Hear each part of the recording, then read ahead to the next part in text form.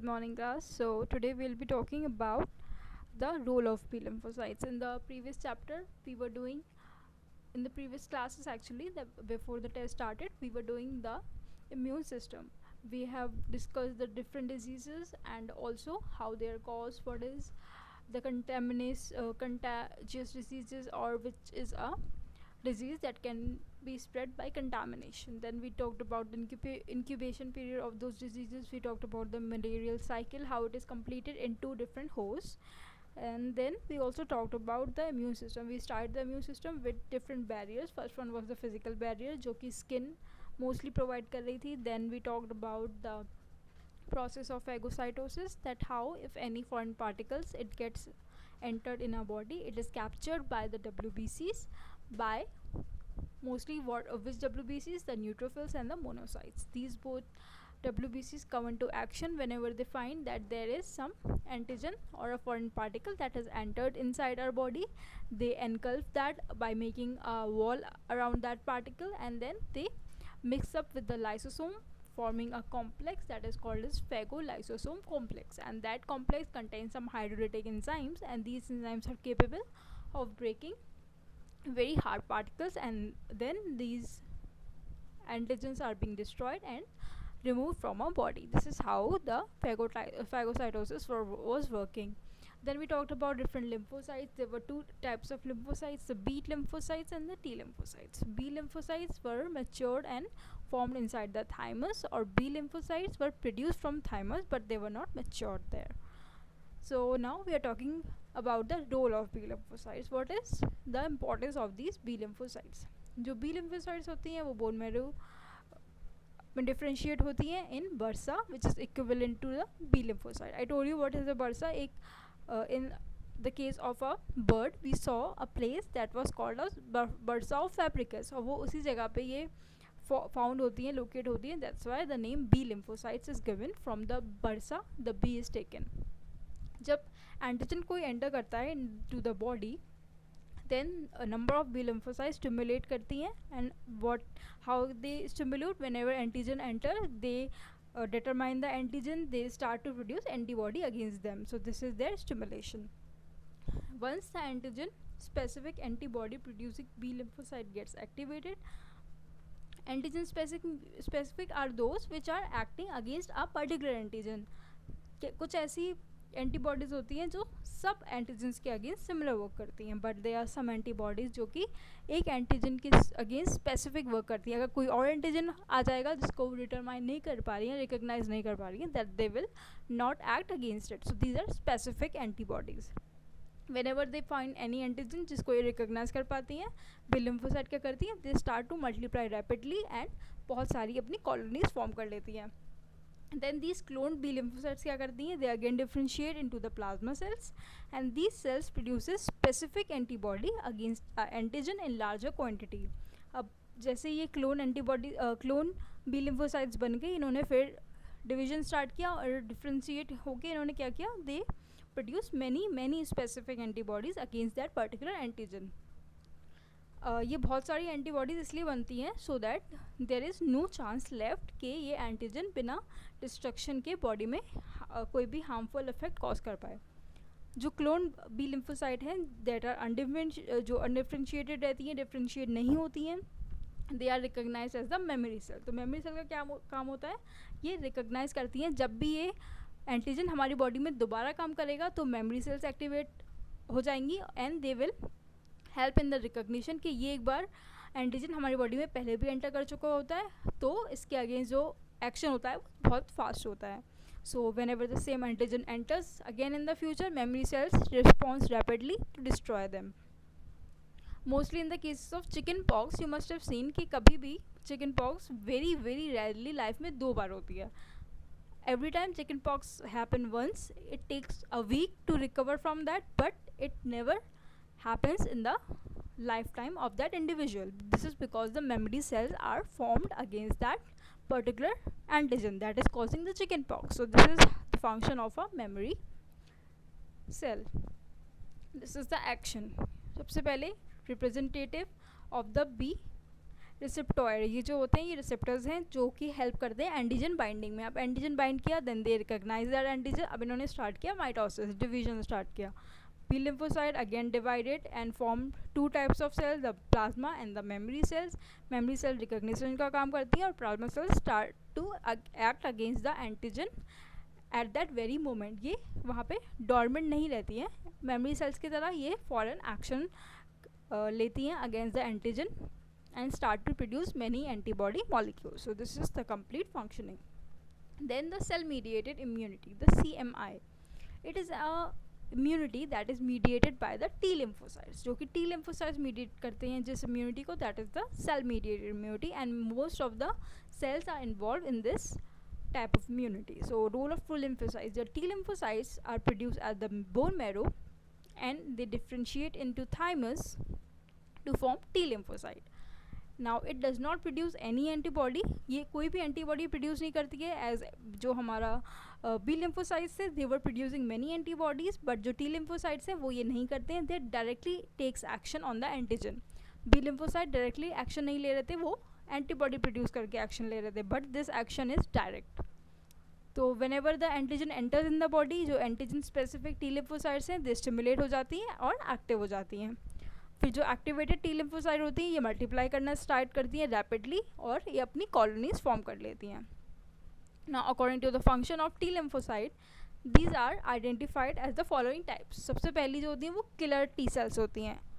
T lymphocytes कौन सा function perform कर रही हैं उस बेसिस पे इनको डिवाइड किया गया है. So for the first one is the killer T sales. These T sales recognizes specific pathogen and destroys by lysis. तो ये क्या करती हैं, ये वाली टी सेल्स क्या करती हैं, रिकॉग्नाइज करती हैं कोई भी स्पेसिफिक पैथोजन जो हमारी बॉडी में आया है. Pathogen is called that particle which is said to be disease causing. तो कोई भी पैथोजन हमारी बॉडी में एंटर किया तो किलर टी सेल्स को डिस्ट्रॉय कर देती हैं by breaking it. Lysis means breaking.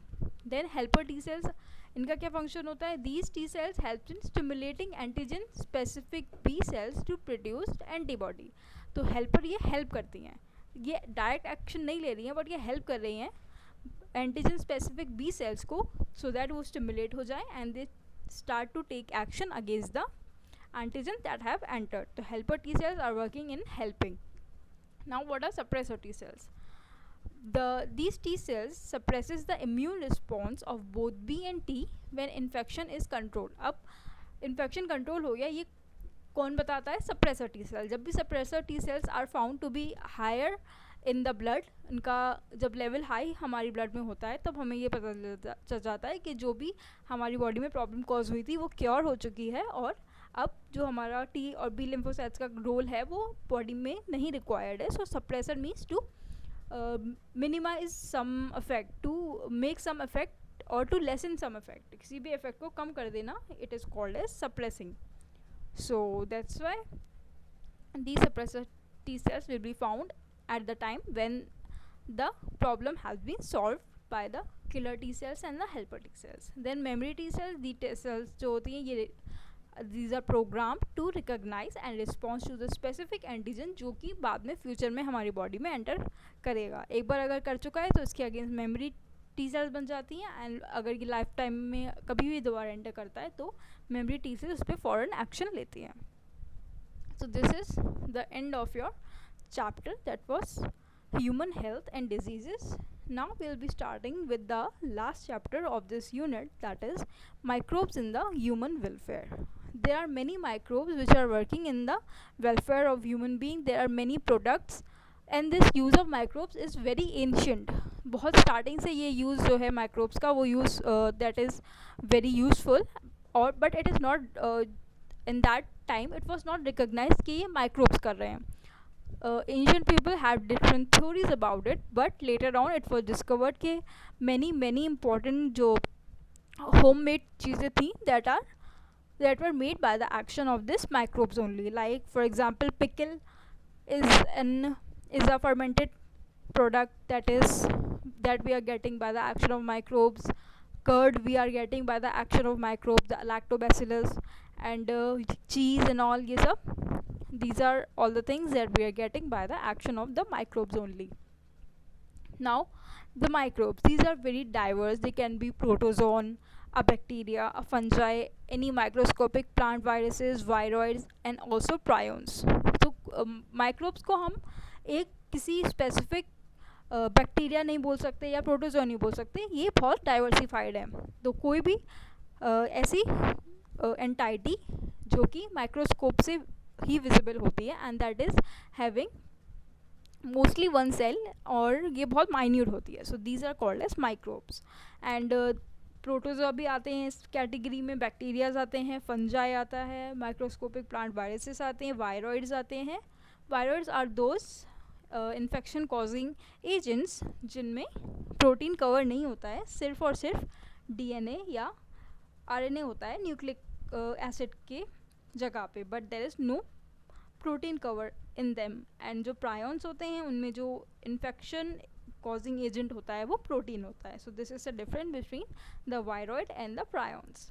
तो microbes like bacteria and fungi, they can be grown in nutrient media to form colonies and that can be seen in the naked eyes. तो हम ये petri dishes you must have seen in your lab.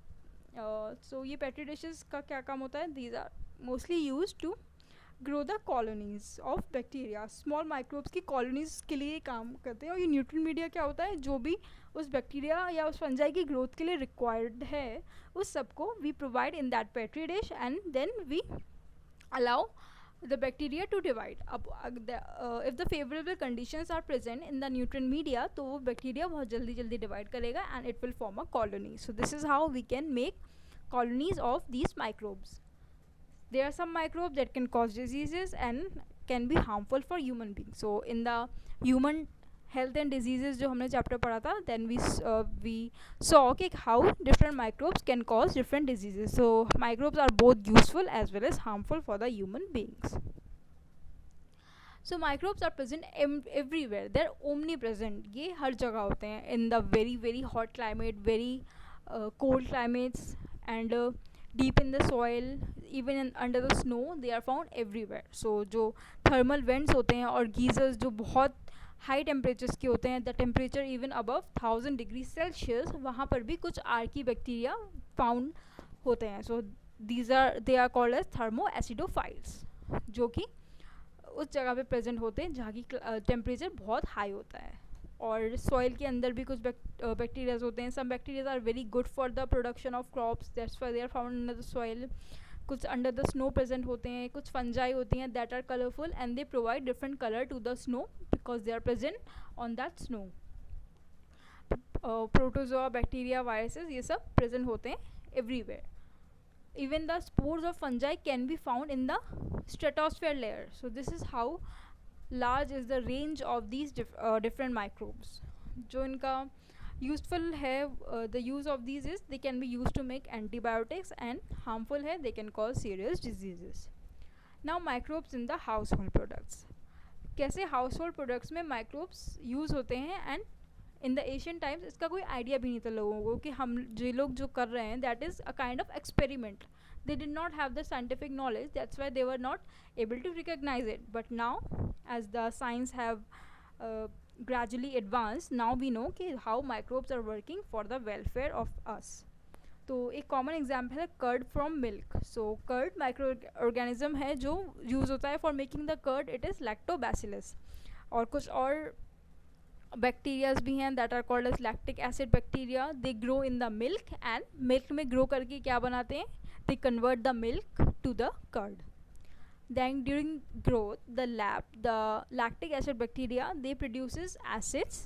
कौन से acids produce करते हैं ये, जो they help in coagulating and partially digesting the milk protein. So क्या करते हैं ये द लैक्टिक एसिड बैक्टीरियाज, ये कोगुलेट मीन्स ये बाइंडिंग करते हैं जो भी प्रोटीन्स उसमें प्रेजेंट होते हैं मिल्क में, उनकी बाइंडिंग से क्या होता है, प्रोटीन्स बाइंड हो जाते हैं. Then that milk is converted to the curd. Then it also improves its nutritional quality by increasing vitamin B12. और जब मिल्क कर्ड में कन्वर्ट हो जाता है तो उसकी जो न्यूट्रिशनल वैल्यू होती है वो बढ़ जाती है, because these lactobacillus bacteria they enhances the amount of vitamin B12 in that. in our stomach too जो लैब होते हैं, they are playing a very beneficial role in checking the disease causing microbes. जो lab होते हैं, lactic acid bacteria, ये हमारे stomach में भी प्रेजेंट होते हैं and they what do they do, ये अगर कोई डिजीज कॉजिंग बैक्टीरिया हमारी बॉडी में प्रेजेंट है, माइक्रोब प्रेजेंट है, तो ये उनको किल कर देते हैं. सो this is how much important good bacteria can be. The dough are made for making bread. So these dough are also prepared by the fermentation process. और ये किससे होता है? By the microorganisms. So the most important fermentation causing microbe is baker's yeast, called as the Saccharomyces cerevisiae. Today it is a traditional drink of some parts of southern India is made by fermenting sap from palms. So कुछ drinks भी ऐसी होती हैं जो कि fermentation से मिलती हैं and they are saps are being collected. Sap क्या होता है? The fluid that is oozing out if we cut the bark of a tree. तो कुछ ऐसे barks होते हैं trees के जिनका sap edible होता है या drinkable होता है. तो उन सैप का हम फर्मेंटेशन कर सकते हैं by the use of some bacterias and they can be used as a traditional drink in some part of South India. Then different kinds of cheese are also available and we can get and prepare them by using different bacteria. ये जो large holes दिख रहे हैं in the case of Swiss cheese, they are due to the production of a large amount of CO2. Carbon dioxide produce होती है and तभी ये holes बनते हैं. क्योंकि कार्बन डाइऑक्साइड प्रोड्यूस हुई then it finds a way to leave that product, और जब ये लीव करती है तो इट मेक सम होल्स, और जितने ज़्यादा होल्स प्रेजेंट होते हैं that cheese is considered to be very good. And which bacteria is responsible for that? The Propionibacterium shermani. This bacteria is responsible for the preparation of cheese. Then the Roquefort cheese, it is also obtained from the action of a microbe. It is ripened by growing a specific fungus on them. तो ये जो Roquefort चीज़ है ये कैसे मिलती है हमें? We have to grow a fungus on it and then we get the particular flavor that we are wanting. So this is how the microbes are helpful. Now microbes are also useful in the industrial products.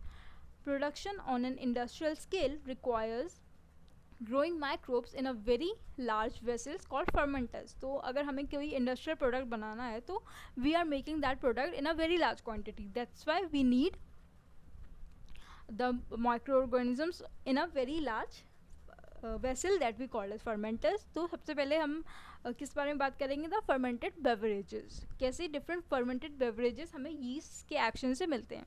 तो yeast का नाम botanical और zoological name is the Saccharomyces cerevisiae and that is used for bread making and commonly called as brewer's yeast because it is used in making bread. इसका नाम जो दूसरा नाम दे दिया गया है, it is called as brewer's yeast and it is used for fermenting malted cereals and fruit juices to produce ethanol. So ethanol is the alcohol that people drink and this is also obtained by the fermentation process. और ये fermentation किससे होता है? By the help of Saccharomyces, और ये malted cereals और fruit juices पे act करके उसको ethanol में convert करती है. Wine, beer are also produced without distillation, whereas whiskey and brandy, rum are produced by the distillation of the fermented broth. So सब जितने भी beers हैं ये सब fermentation के process से मिलती हैं. कुछ को distillation करने के बाद कंज्यूम किया जाता है and some are used without the distillation. Antibiotics is a very major importance of these microbes. So antibiotics are the chemical substances which are produced by some microbes and they can kill or retard the growth of other disease causing bacteria. तो ये antibiotics ऐसे chemical substances हैं जो कि useful microbes से मिलके बनाए जाते हैं and some microbes they have the capability of killing other disease causing microbes. So इनको use करके हम कुछ antibiotics, कुछ medicines भी बना सकते हैं. So penicillin was the first antibiotic and it was discovered by Alexander Fleming. Alexander Fleming was working on Staphylococcus bacteria. तो ये जो production हुआ था penicillin का that was a matter of chance. वो जो अलेक्जेंडर फ्लेमिंग थे he was not destined to do this but उनसे ये हो गया था. बट नाउ विल सी कैसे ये पेंसिलिन का प्रोडक्शन जो हुआ था हाउ इट वॉज डन. तो Alexander Fleming he was working on a bacteria called as staphylococci and once he observe a mould growing in one of his unwashed culture plates. तो वो ऐसे काम कर रहे थे, तो फिर उन्होंने देखा कि एक दिन उन्होंने अपनी जो कल्चर प्लेट थी ये, उसको धोना भूल गया वो, ओके, उन्होंने इसको वॉश नहीं किया। देन वॉट ही सॉ कि कुछ ग्रोथ थी उस पर, अनवांटेड ग्रोथ दिखी उन्हें, this kind of unwanted growth he saw. Then he found out that it was due to the chemical that was produced by the mold, and he named it penicillin after the mold penicillin notatum। तो जो penicillin bacteria था उसकी जो chemical वो produce कर रहा था, it was being accumulating in this area because it was not well washed, and that's why he gave the name to it penicillium notatum, and later Ernst Chain and Howard Florey made its full potential effective antibiotic. फिर इन्होंने जो दो scientist बाद में आए, इन्होंने इसका full use समझा, and then he they both made this penicillin to be a very effective antibiotic, and it is used in many diseases. Then chemicals and enzymes and other bioactive molecules are also prepared by the action of these microbes, like Aspergillus niger. It is a fungi, and it is used in the preparation of citric acid. Acidobacter aceti, it is a bacterium, and it is used in the preparation of an acetic acid. Clostridium botulinicum, it is also a bacterium, and it is used to make butyric acid. Lactobacillus is used for making lactic acid, and Saccharomyces cerevisiae, it is used for making ethanol. So these are some chemicals and enzymes that are also prepared by the action of some microbes. Now the enzymes. Lipase, where is lipase used? It is used in the laundry agents. जो भी हम लोग cloth washing और laundry के लिए हम जो detergents and all use करते हैं, that are all containing the lipase. Pectinase और proteases, they are used in bottle juice, जो भी हम packed juices जो होते हैं उन सब में ये pectinase और protease present होता है. Streptokinase, it is used as clot buster. Clot buster means अगर हमारी बॉडी में कहीं पे clot फॉर्म हो गया है, sometimes क्या होता है कि in the blood vessels clots form हो जाते हैं जो कि हमारे blood flow को रोकते हैं. तो ये जो streptokinase enzyme है, that is used in that time, और ये उस क्लॉट को डिसॉल्व कर देता है, so that makes the blood flow easier. So this is the function of different enzymes. Now what are bioactive molecules? The cyclosporin A, which is Trichoderma polysporum fungi, it is use as an immunosuppressive agent. अब सबसे पहले immunosuppressive agent होते क्या हैं? whenever there is a dialysis performed in any person, dialysis is the transfer or the transplant of kidney from one individual to the another person. तो जब भी transplantation होता है तो that is under very very strict conditions कि जो भी transplant जिससे भी किडनी ली जा रही है, it should be a very close relative, otherwise the antigen antibody reaction could occur, और ये जो दूसरे से एंटीबॉडी जो किडनी ली गई है वो उस इंडिविजुअल के अंदर एक एंटीजन का काम कर सकती है, and what will it lead to, जो कि ये एंटीजन की तरह काम अगर करेगी kidney, so what will happen that antibodies will start to make against it, और जो हमारा इम्यून सिस्टम है वो उसके अगेंस्ट काम करना स्टार्ट कर देगा. That will start to destroy that kidney. तो इससे हमारी बॉडी में और ज़्यादा प्रॉब्लम हो सकती है, जिसके अंदर भी ट्रांसप्लांट हुआ है. तो ये इम्यूनोसप्रेसिव ड्रग्स दिए जाते हैं. इम्यूनोसप्रेसिव ड्रग्स क्या करते हैं, जो हमारा इम्यून रिस्पॉन्स है उसको कम कर देते हैं, सो दैट ये ज़्यादा अमाउंट में डिस्ट्रक्शन कॉज ना हो हमारी किडनी को. That is why these immunosuppressive agents are given at the time of organ transplant. And this cyclosporin A is such a drug, and it is obtained from a fungi, and it is a bioactive molecule. Then statins, these are also used as blood cholesterol lowering agents. मतलब हमारी body में जब भी cholesterol level बढ़ जाता है, हमारी heart pumping में प्रॉब्लम होने लगती है, तो ये statins जो हैं, these are bioactive molecules and these are given. Now microbes in the sewage treatment. In the sewage treatment also, microbes are used, very helpful. In the treatment of wastewater, it is done by heterotrophic microbes naturally present in the sewage. So sewage में ही भी कुछ microbes already present होते हैं, and these are the heterotrophic, means they are of various kinds. Not just one type of microbes are found in the sewage. There are many kinds of microbes that can be found in the sewage, and this treatment is carried out in two stages. First is the primary treatment of the physical treatment, then second comes secondary treatment. और जो secondary treatment है, that is the biological treatment. यहाँ पे we can use these microbes. तो primary treatment में क्या होता है, physical removal of the particles from sewage bye filtration और सेडिमेंटेशन. यहाँ पे कोई भी माइक्रोब्स इन्वॉल्व नहीं होते हैं, ये सिंपली बहुत सारी मशीन्स इन्वॉल्व होती हैं जो कि डिफरेंट फिजिकल पार्टिकल्स को रिमूव करती है by the process of filtration and sedimentation from the sewage. Then secondary treatment comes in action, और ये aeration, activated sludge and anaerobic sludge digesters होते हैं जहाँ की माइक्रोब्स प्रेजेंट होते हैं and they help in treatment of the sewage.